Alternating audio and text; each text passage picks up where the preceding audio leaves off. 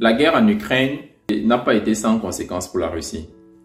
Et l'ONU ainsi que les Occidentaux ont fait une série de sanctions qui a été bien expliquée déjà par le président américain récemment, où il parlait de comment tous les comptes détenus par les Russes ont été gelés, que ce soit du gouvernement, que ce soit des proches du président Poutine, que ce soit des personnes qui ont bénéficié du support ou alors de l'aide du gouvernement ont été totalement gelés.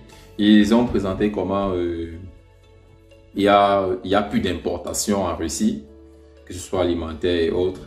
Et ils sont allés même pire parce que récemment, la Russie a également été interdite de toutes les compétitions de la FIFA et de l'UEFA. Dans cette vidéo, je me propose d'échanger avec vous par rapport à cette sanction et de voir ce qui se cache derrière et comment est-ce que le monde va changer après cela.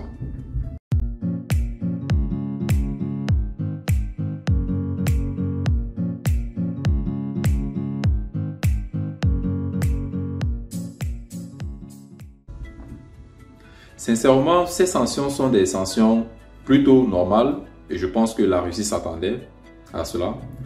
Et j'ai également lu un post du ministre russe des Affaires extérieures où il expliquait clairement que ce sont des sanctions dont la Russie n'a guère de cela et qui n'aura pas vraiment un réel impact à la Russie. Et il continua ses propos en disant que depuis fort longtemps, la Russie a été toujours victime des sanctions. Mais malheureusement, ces sanctions ont toujours conduit le pays à être plus fort. Il disait comment la Russie a une suffisance alimentaire. Parce que les sanctions ont interdit d'importer. Qu'est-ce que tu fais? Alors, tu te dis, il faut que tu crées ta nourriture. C'est comme ça que les usines de fabrication alimentaire, les usines agricoles sont nées un peu de partout. Et il a déclaré fort que la Russie a l'autosuffisance alimentaire. Et sincèrement, j'aimerais juste qu'on s'arrête d'abord sur cette sanction-là pour tirer une leçon, pour comprendre quelque chose. Les amis, dans la vie, on ne pleurniche pas. Dans la vie, on a besoin de voir des exemples comme ça pour se braver. Je ne suis pas un adepte de la Russie ni de Vladimir Poutine et autres, mais je prends ce qui est important pour notre communauté pour nous la partager. Parce que je pense que les multiples sanctions, le Mali également en Afrique est victime de ces sanctions, et beaucoup d'autres pays aussi, même la Guinée aussi est victime des sanctions. La Guinée-Conakry est victime aussi de ces sanctions. Je pense que ça doit servir un peu de leçon, ça doit servir un peu de guide. Si on t'interdit d'importer, qu'est-ce que tu fais? Tu ne vas pas mourir de faim. Il faut que tu crées ta nourriture. Il faut que tu aies l'autosuffisance alimentaire. Il faut que tu puisses te développer. Il faut que tu puisses grandir. Parce que quand on te bloque, on se dit que qu'est-ce qui se cache derrière? Sans moi, tu ne peux rien. Sans moi, tu vas souffrir. Alors, moi, je pense que c'est une occasion de montrer que sans lui, tu peux vivre. Sans lui, tu vis même mieux.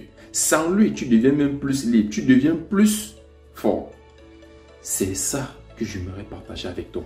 C'est ça que j'aimerais qu'on comprenne, nous, Africains. Qu'on essaye de voir cela et qu'on puisse le transposer dans nos pays. Et il y a cette sanction-là qui m'a le plus intrigué.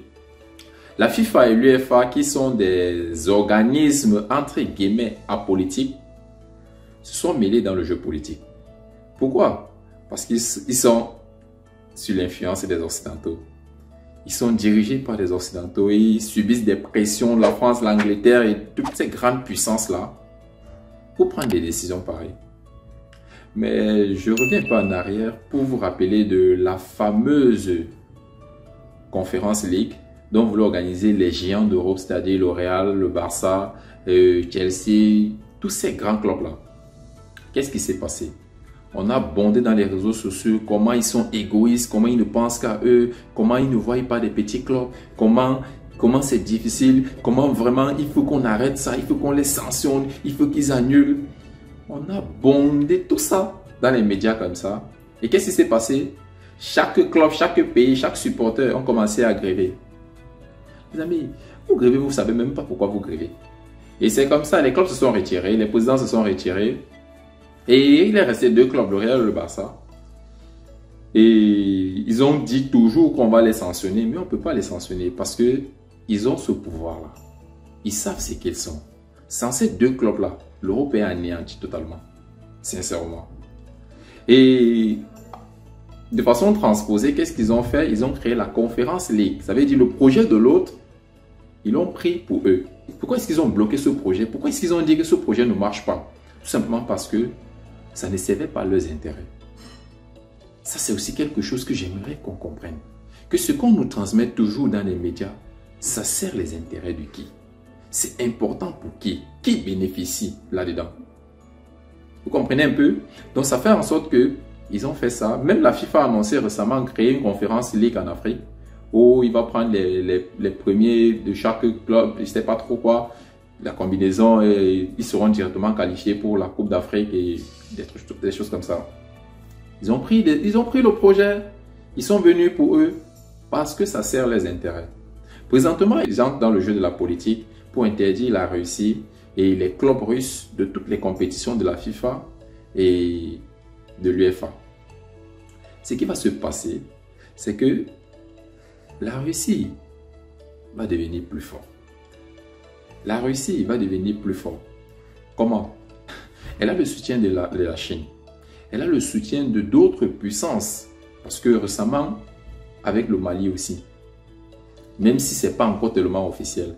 Et elle a également le soutien d'autres pays, même en Afrique. Même s'ils n'ont pas le courage de se dévoiler.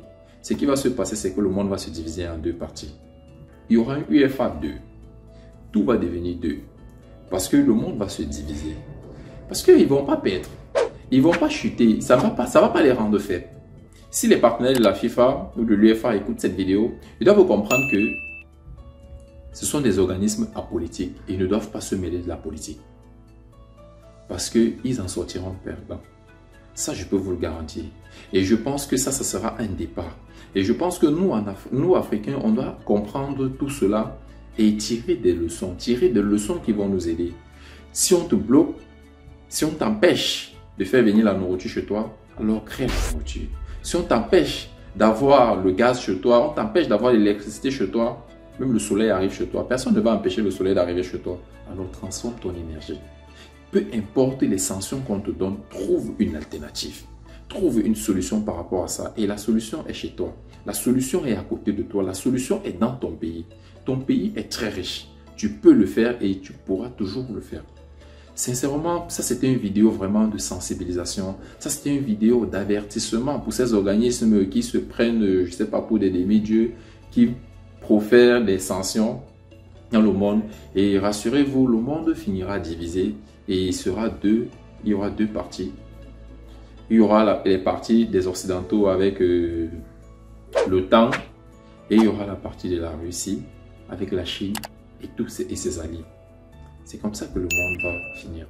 Si vous n'arrêtez pas maintenant et que vous n'appelez pas la Russie au dialogue afin d'arrêter cette guerre, afin d'arrêter tous ces conflits qui font malheureusement plus de mal que de bien.